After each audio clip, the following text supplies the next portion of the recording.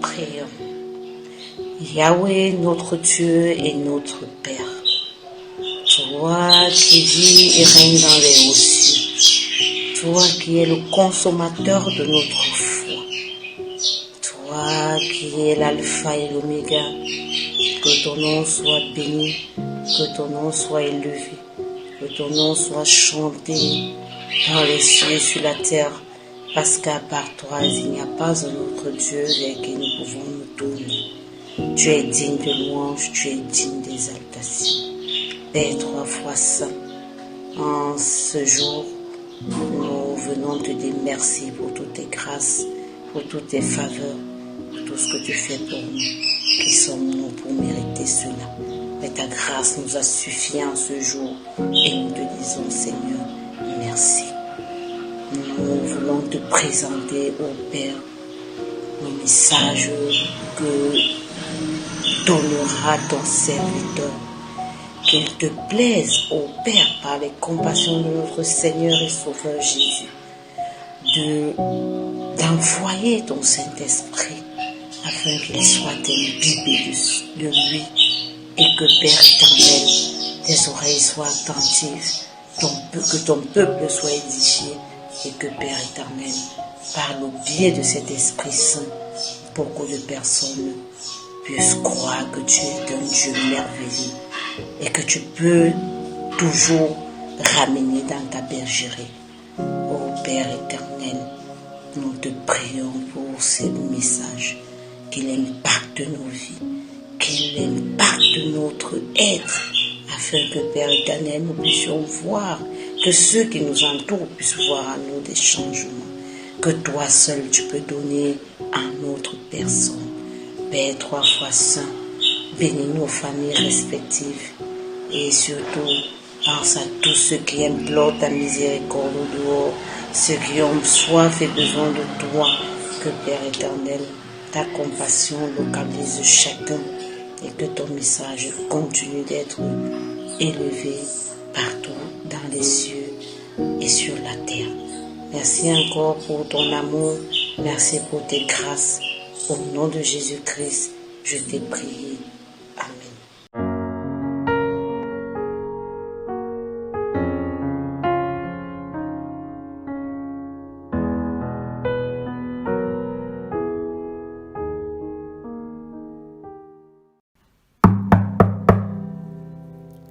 Toc, toc, toc, quelqu'un frappe à ma porte. Toc, toc, toc, quelqu'un voudrait entrer. C'est le mal qui réclame une place. Non, non, non, mon cœur lui est fermé.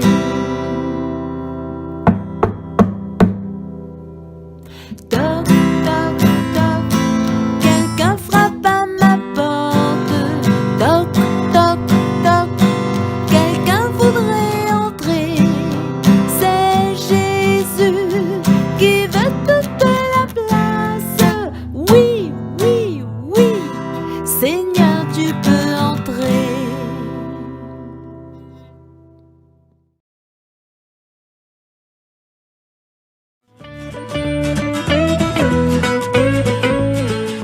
Bonjour les enfants, j'espère que tu vas bien. Je suis vraiment contente de te retrouver. Je vais te poser une petite question. Sais-tu quel est le métier de cet homme? Berger. Oui, il est berger. Un berger, eh bien, il s'occupe de ses brebis et il en prend bien soin. Aujourd'hui, ce berger a invité tous ses amis pour une grande occasion. Sais-tu laquelle? Eh bien, on va vite le savoir. Écoute bien.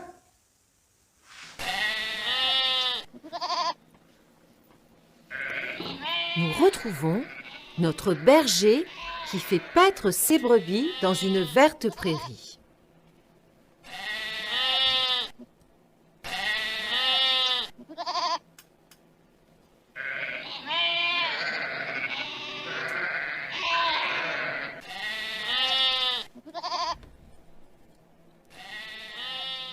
Il ne voit pas qu'une brebis s'éloigne du troupeau. Le troupeau du berger est tellement grand. Le soir descend. Il est temps de rentrer vous mettre à l'abri, mes petites brebis. Allez, venez, suivez-moi. Les brebis le suivent.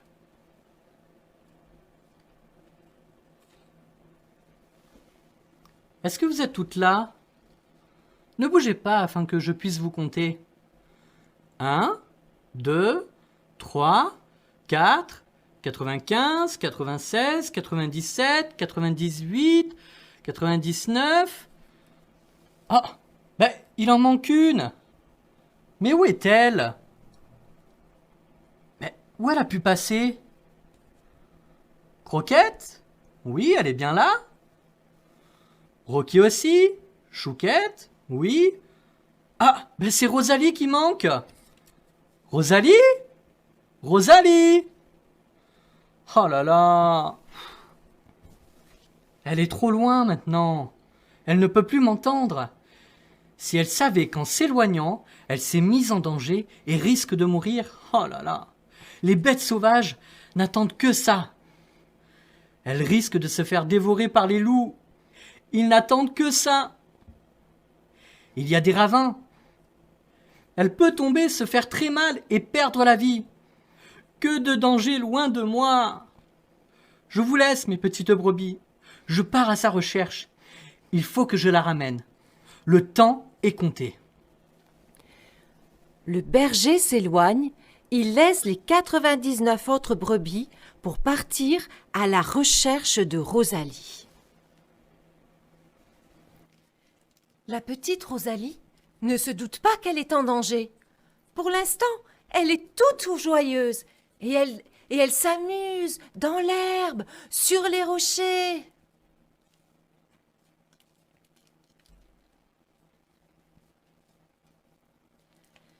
Notre berger aussi doit être très prudent. Il fait sombre et à tout moment il peut se blesser et lui aussi tomber dans un ravin. Il ne cesse de l'appeler, espérant toujours qu'elle répondra à son appel. Il se pose des tas de questions. Mais pourquoi est-elle partie? Il ne lui manquait rien. Je l'ai protégée, je l'ai soignée, je l'ai nourrie. Elle était en sécurité auprès de moi. Tout à coup, il entend son petit bêlement. Elle a entendu l'appel du berger et elle répond à son appel. Son bêlement semble si fragile. C'est elle. La voilà, ma petite Rosalie. Mais qu'est-ce qui t'a pris de partir comme ça? Qu'est-ce qui t'a attiré pour que tu t'éloignes comme ça? Je suis tellement heureux de t'avoir retrouvée. Oh, mais je vois que tu es blessée. Viens sur mes épaules. Je vais te porter. Tu as l'air fatiguée. Ne t'inquiète pas. Je te ramène à la maison et je vais te soigner. À la maison, il y a de la nourriture. Tes compagnons seront tellement heureux de te revoir. De retour à la maison, il appelle chez lui ses amis et ses voisins. Et il leur dit: Réjouissez-vous avec moi, car j'ai retrouvé ma brebis qui était perdue. Ouf! Il a retrouvé sa brebis. Il s'en est fallu de peu. Peux-tu me dire ce qu'a besoin une brebis? Oui, elle a besoin du berger. Pourquoi, à ton avis? C'est le berger qui répond aux besoins de sa brebis, de son troupeau. Quels sont les besoins de la brebis, à ton avis? Oui, elle a besoin de nourriture. Ensuite, elle a besoin d'être conduite dans de verts pâturages. Elle a besoin de soins. Quand elle se blesse, c'est le berger qui va prendre soin d'elle. Elle a besoin aussi de se reposer.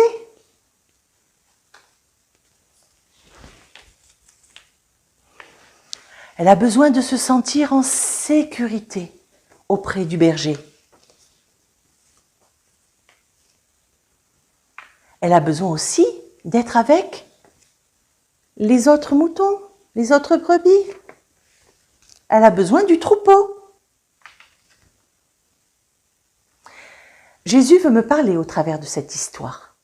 Alors, dis-moi, qui est le berger? Oui, le berger, c'est Jésus. Et la brebis? Oui, c'est moi, c'est toi aussi. Nous sommes les brebis du Seigneur. Dis-moi, tu vois tout ça? Est-ce que moi aussi, j'ai pas les mêmes besoins que la brebis? Alors, c'est vrai que j'ai besoin de nourrir mon corps, mais j'ai aussi besoin de nourrir mon cœur. Alors, avec quoi je vais nourrir mon cœur? Ouais, bravo! Tu as raison, j'ai besoin de nourrir mon cœur avec la parole de Dieu. J'ai besoin aussi que Dieu me conduise dans mes choix. Parce que dans la vie, on va devoir faire des choix. Et c'est Jésus qui va nous aider aussi à les prendre, à nous emmener dans la bonne direction. Il a besoin aussi de penser mon cœur. Quand mon cœur est blessé, j'ai besoin d'être consolée. Et c'est Jésus qui va le faire.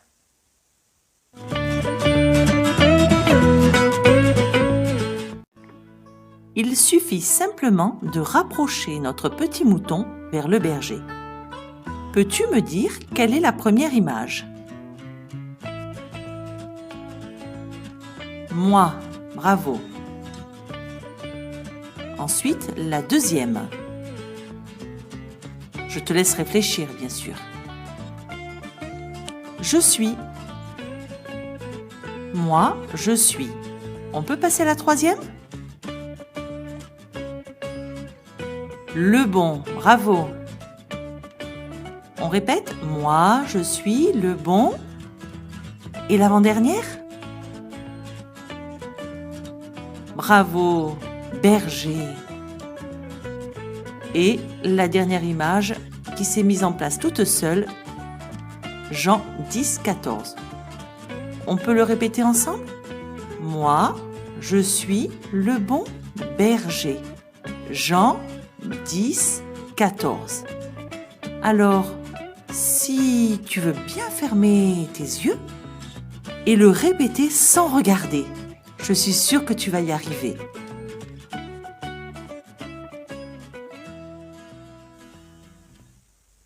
Ça veut dire que si je suis loin de Jésus, je suis comme cette brebis qui est perdue et qui est en danger. Jésus te connaît, il connaît tout de toi.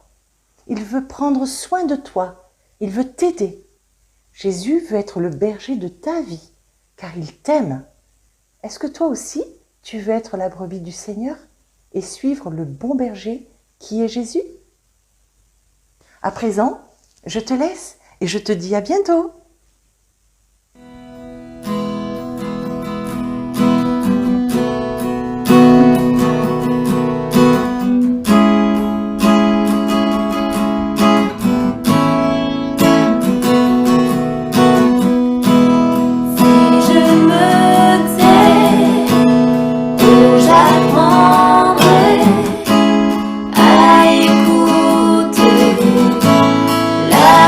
Du bon berger.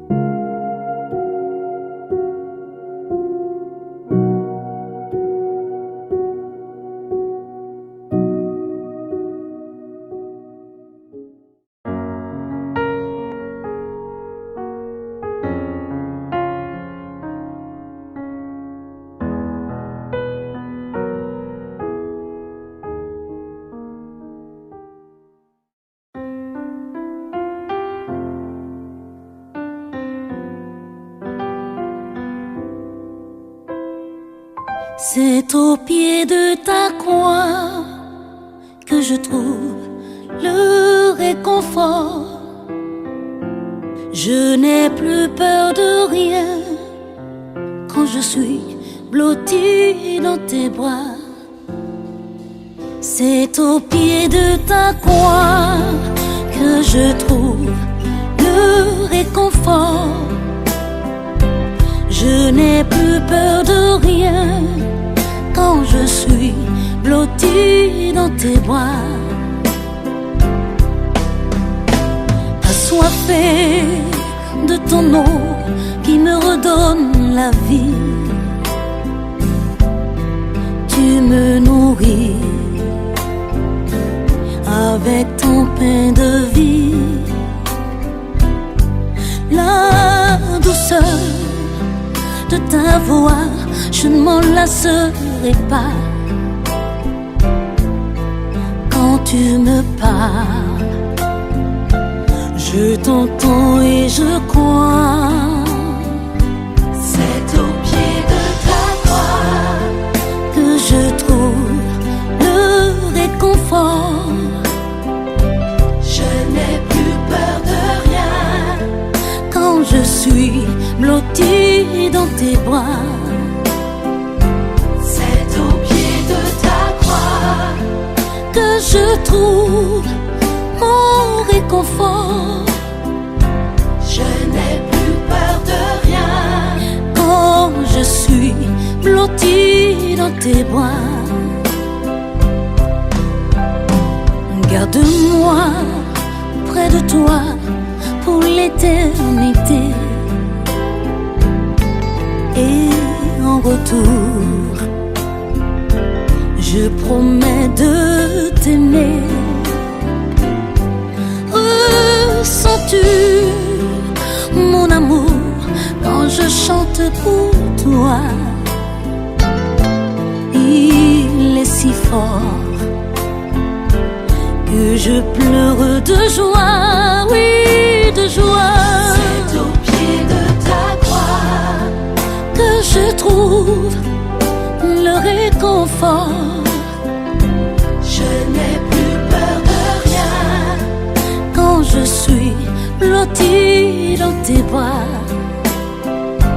C'est au pied de ta croix que je trouve mon bonheur, Jésus. Je n'ai plus peur de rien quand je suis blottie dans tes bras.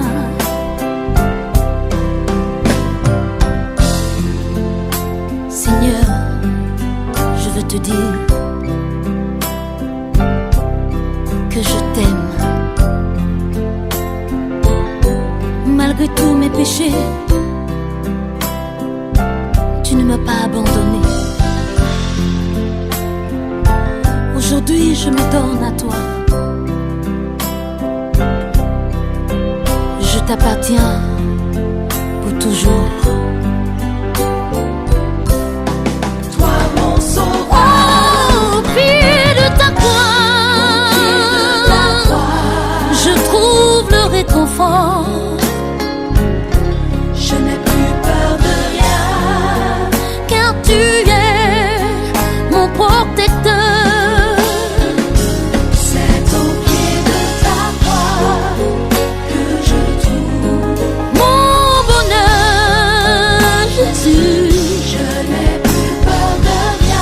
Je n'ai plus peur de rien, blottie dans tes bras. C'est au pied de ta croix que je trouve le réconfort. Je n'ai plus peur de rien quand je suis blottie dans tes bras.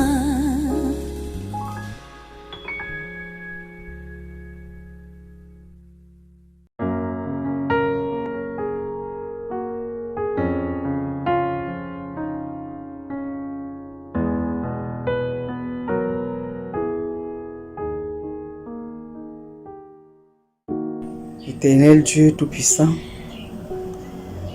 que ton nom soit béni d'éternité en éternité parce que tu es Dieu. Nous te disons merci ce matin parce que, une fois de plus, tu nous as protégés. Tu nous as protégés tout au long de cette semaine et tu nous permets de voir la fin de celle-ci. Tu nous as protégés pendant que nous étions endormis et tu as renouvelé à nous ton souffle de vie ce matin. Merci pour cet amour énorme envers nous. Nous te prions, Seigneur, de pardonner d'abord nos péchés parce que nous t'avons offensé pendant toute cette semaine. Nous t'offensons à chaque minute, Seigneur, mais parce que tu es un grand Dieu, un Dieu d'amour, tu nous pardonnes toujours. Merci pour toutes ces grâces. À présent que nous sommes réunis ici, que nous allons écouter ta parole, Seigneur, nous te prions de disposer nos cœurs à accueillir ce message de ce matin. Seigneur, c'est pour cela que nous avons besoin de ton Saint-Esprit, afin que celui-ci puisse nous éclairer dans tout ce que nous allons entendre ici et qui nous accompagne, qu'il éloigne de nous le malin. Nous allons te présenter ton serviteur que tu as choisi ce matin de nous parler. Seigneur, purifie-le d'abord dans ton sang et pardonne ses péchés. Et permet en sorte que lorsqu'il nous parlera, que ce soit toi que nous voyons en lui, que ce soit toi qui es en train de nous parler à sa place et que ces paroles puissent avoir un effet favorable dans nos vies, qu'ils puissent opérer des changements dans nos vies, que nous puissions sentir que nous avons été transformés parce que tu nous as touchés. Bénis-nous donc, accorde-nous tes grâces une fois de plus, pardonne nos péchés, nos manquements. Au nom puissant de ton Fils Jésus-Christ, nous t'avons prié. Amen.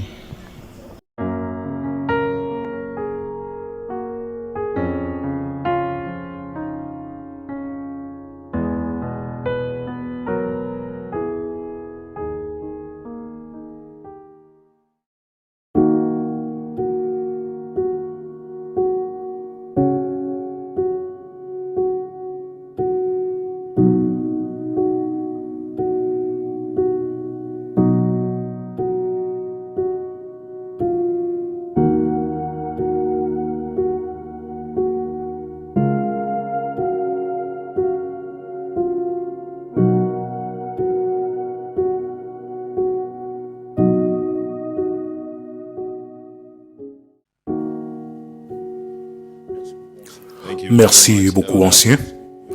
Merci beaucoup, Église, pour être venu. Ça a été une semaine très occupée, je crois, d'une manière ou d'une autre. Si nous avions eu l'occasion de traverser cette semaine, je crois que cette semaine a été un plaisir. C'est une chose de présenter le message et une autre chose de vivre selon le message. C'est ce que nous devons prier et demander à Dieu. Quel aspect de la présentation puis-je mettre en application dans ma vie, dans mon foyer? C'est notre question. Je n'aimerais pas prendre beaucoup de temps car nous avons le privilège d'avoir un couple expérimenté qui va nous présenter leur expérience. Je vais aller directement aux questions qui ont été posées et répondre. Et puis nous allons voir le questionnaire et vous allez remplir le questionnaire. Nous espérons que ce questionnaire pourra être présent sur notre site internet. La première question est la suivante. Quelles sont les causes de la résilience familiale? Et la réponse, ceux qui peuvent nous aider d'être résilients et de remonter et d'être restaurés après avoir été déçus. Comment pouvons-nous revenir et réussir malgré les échecs? Tout dépend de notre croyance. Si vous croyez en Dieu, votre vécu sera affecté. Il y a un sujet que j'aime beaucoup. La perception mondiale t'influence-t-elle si tu crois en Dieu? Si tu crois que Dieu a la main dans ta vie, alors tu vivras selon ta croyance en Dieu. Si tu crois en Dieu, ta foi devrait te permettre de traverser les étapes difficiles de ta vie. Souvenez-vous de la vie de Joseph. Quand les frères de Joseph sont allés en Égypte et qu'ils l'ont trouvé, Et Joseph leur dit, vous aviez été méchants en m'envoyant en Égypte, mais Dieu a transformé votre méchanceté en bénédiction. Et c'est pourquoi, lorsque nous traversons des situations difficiles, et nous disons, pourquoi moi? Seigneur, pourquoi moi? Seigneur, pourquoi moi? Nous devons plutôt prier en disant, Seigneur, donne-moi la force de persévérer, d'endurer par ta grâce. Nous ne devons pas tout le temps être en train de pleurer en disant que Seigneur, pourquoi moi? Pourquoi moi seulement? Vous n'êtes pas seul. Avez-vous entendu l'histoire d'un policier qui a trouvé quelqu'un sur le pont qui était sur le point de se suicider? Le policier demanda au jeune homme de ne pas se suicider. Et dit au jeune homme, donne-moi juste 5 minutes, j'aimerais écouter votre histoire. Et l'histoire nous raconte que lorsque le policier est arrivé auprès de cet homme, et après avoir écouté son histoire, les deux se sont suicidés. C'est des cas qui peuvent arriver. Si vous avez un esprit positif de la vie, quelles que soient les situations que vous traversez, vous allez donner à Dieu le temps d'intervenir dans votre vie. Nous devons être flexibles. Vous voyez, plusieurs ont perdu leur emploi de travail, mais vous n'allez pas vous suicider parce que vous avez perdu un emploi. Il est très important de faire des changements dans la vie, de s'adapter. Ça peut ne pas être facile, mais nous devons être prêts à nous adapter à la vie. Se soutenir les uns les autres, ce soutien mutuel est très important en temps de difficulté. Nous devons aussi utiliser un ensemble de personnes avec qui nous pouvons communiquer. Des gens qui peuvent nous donner des conseils. La communication. Nous devons être capables d'exprimer, de dire aux gens les difficultés de nos vies. Ceci nous aidera à avoir des solutions à nos problèmes. Comme je l'ai dit cette semaine, parfois, quand tout va bien entre le mari et la femme, il est très important de communiquer, de poser des questions. Si telle situation arrive, que pourras-tu faire? Lorsque tu n'es pas contente, mon épouse, lorsque je ne suis pas content, quelle serait votre réaction? J'ai un ami qui a posé la question à son épouse, ma chérie, quand je vais mourir, est-ce que tu vas te remarier? C'est sous forme de blague, mais c'est des aspects sérieux de la vie. Il y a des situations non prévues qui peuvent arriver. Vous devez être prêts. Ne vous asseyez pas. N'attendez pas. N'attendez pas que les situations arrivent. Il peut arriver que le travail que vous faites n'est pas bon et vos revenus ne sont pas satisfaisants.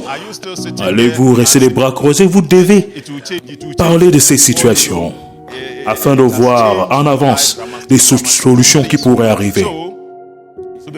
La résilience, c'est comment vaincre certains défis.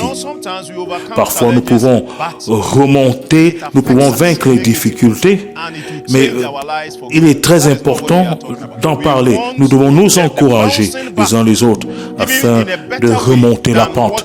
Lorsque vous êtes tombé, remontez la pente. Deuxième question.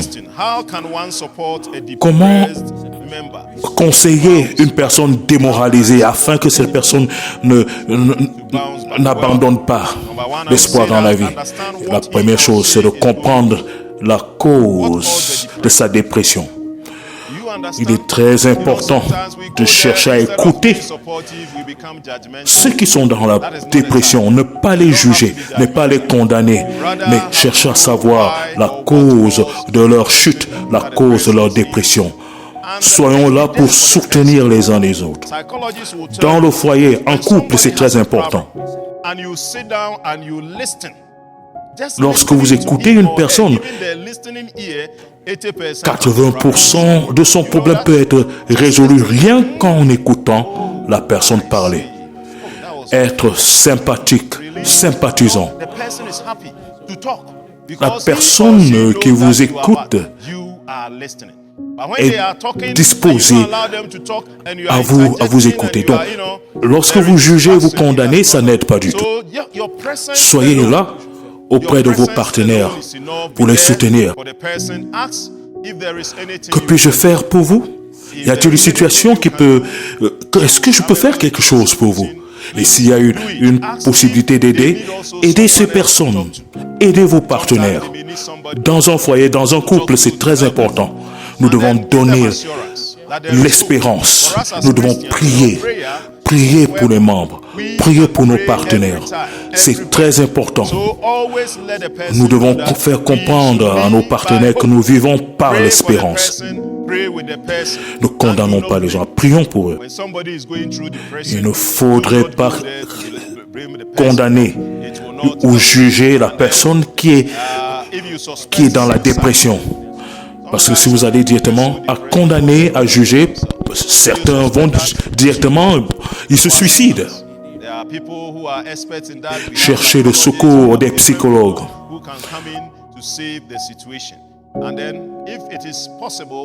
Le corps médical est aussi disposé à aider.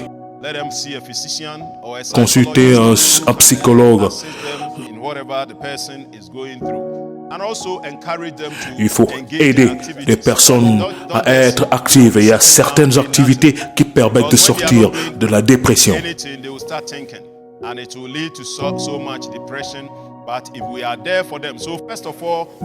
Votre présence est très importante. Troisièmement, que doit faire un jeune avant de décider d'épouser une personne qui sort d'un mariage brisé ou bien épouser une personne divorcée? Épouser une personne qui est divorcée n'est pas un problème, mais il est très important d'être amoureux de cette personne.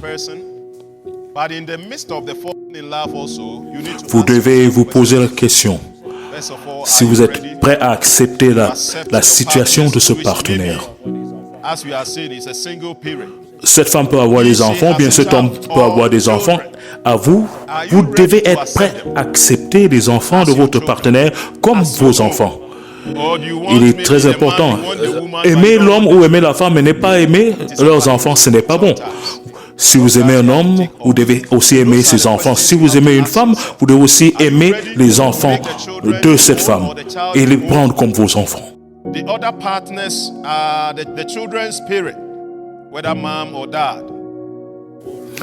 Quel est le rôle des parents de votre conjoint, de votre conjointe dans sa vie?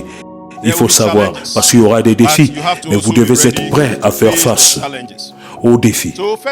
Premièrement, vous devez savoir pourquoi est-ce que cette personne est célibataire. Vous savez, lundi passé, le fait que la personne est célibataire, il peut avoir plusieurs causes. Ce n'est pas forcément à cause d'un divorce, mais non.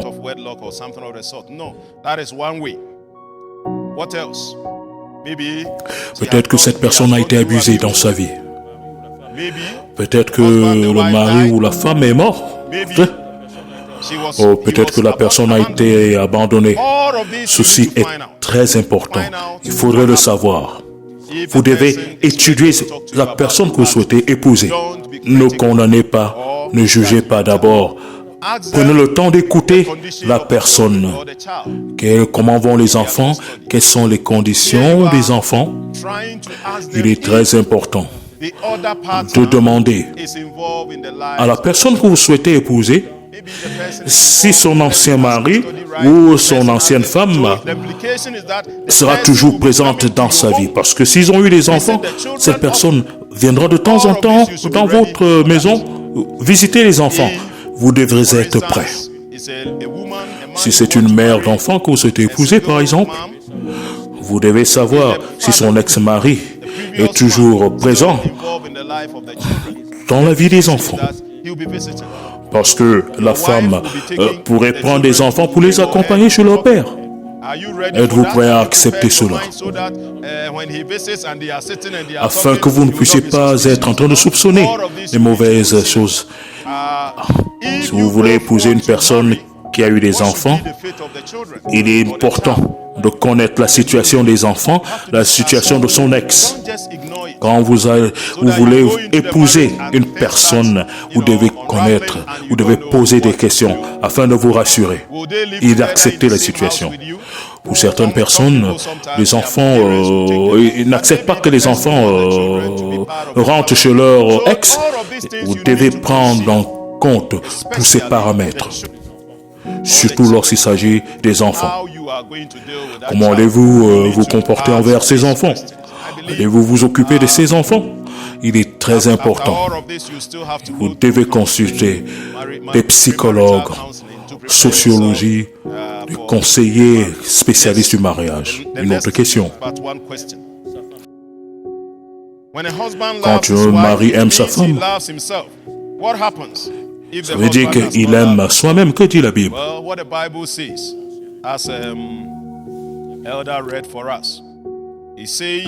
La Bible dit, dans Éphésiens chapitre 5, à partir du verset 22, femmes, soyez soumises à vos maris comme au Seigneur. La femme doit être soumise comme au Seigneur. Et au verset 25, Marie, aimez vos femmes, comme Christ a aimé l'Église et s'est donné lui-même pour elle. C'est ce dont nous avons parlé hier soir. C'est très important. Lorsque vous pensez à cela, c'est très profond, c'est très important. Vous devez prendre en compte ce que Jésus-Christ a fait pour vous. Puisque Jésus-Christ vous a aimé, vous devez aussi aimer votre femme de la même manière. Dans le verset 28, les maris doivent aimer leur femme comme ils aiment leur propre corps. Celui qui aime son épouse s'aime soi-même. Notre question. Et si l'homme n'aime pas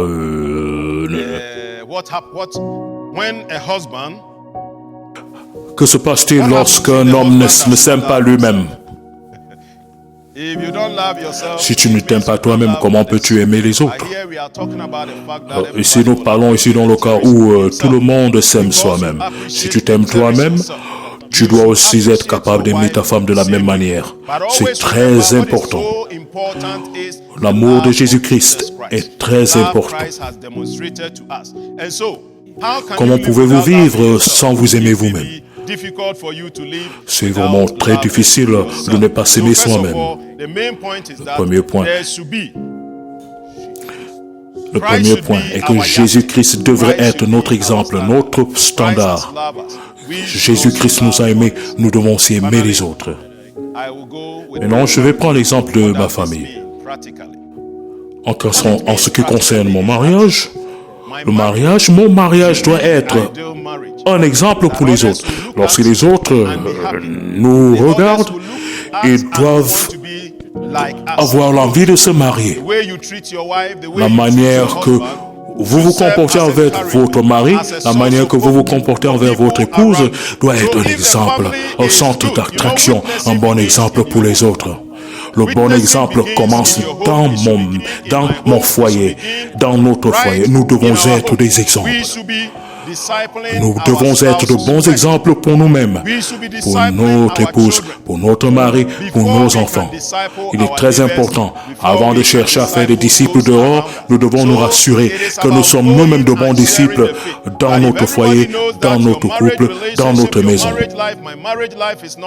Partageons l'amour de Christ.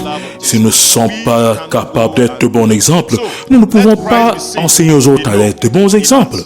Si Jésus-Christ est vu dans notre vie, dans notre couple, nous serons capables d'influencer la société.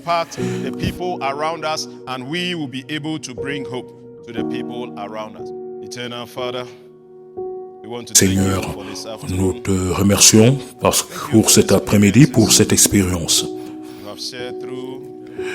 Ton serviteur que je suis, Seigneur, merci pour ce que nous avons entendu. Permets-nous d'être des hommes et des femmes de paix, des personnes de paix. Alors que nous traversons les moments difficiles de la vie, les difficultés, les défis, mais nous savons qu'avec Jésus-Christ, nous sommes victorieux. Nous pourrons avoir un sourire. Sois avec nous. Au nom de Jésus-Christ. Amen.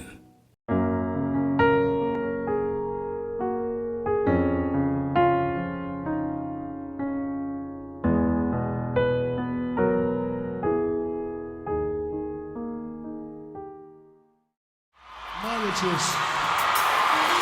Yeah. Yes.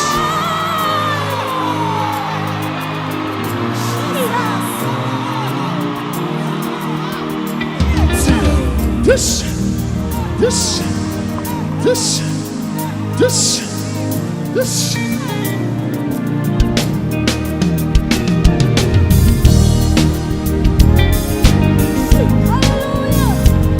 Ay, managan binisan ng abstansya naman.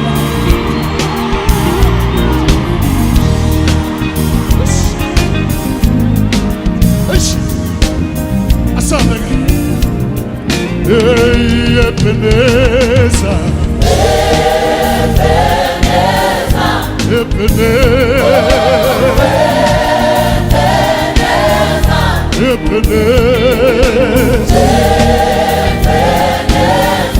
Osi hole baba. Ay, Ebenezer.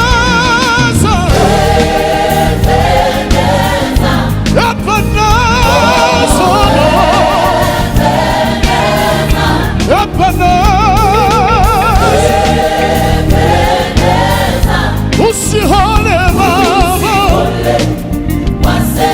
Ay, siyabonga. Basuche. Ay, usi hole watewala. Usi hole baba. Ay, siyabonga. Basuche.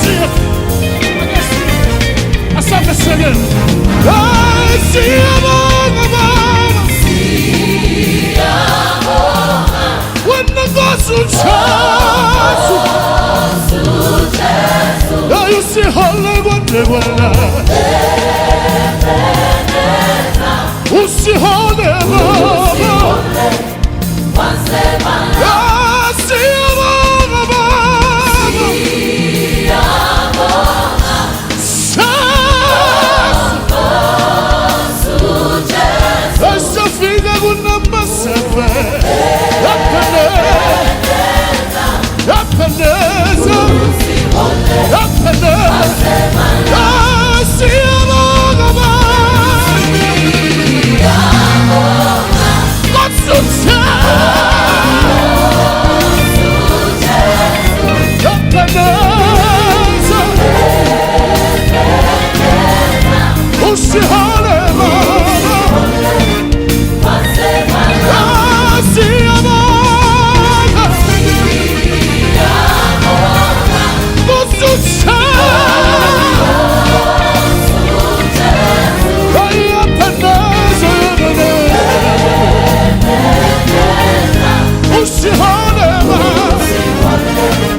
Monsieur,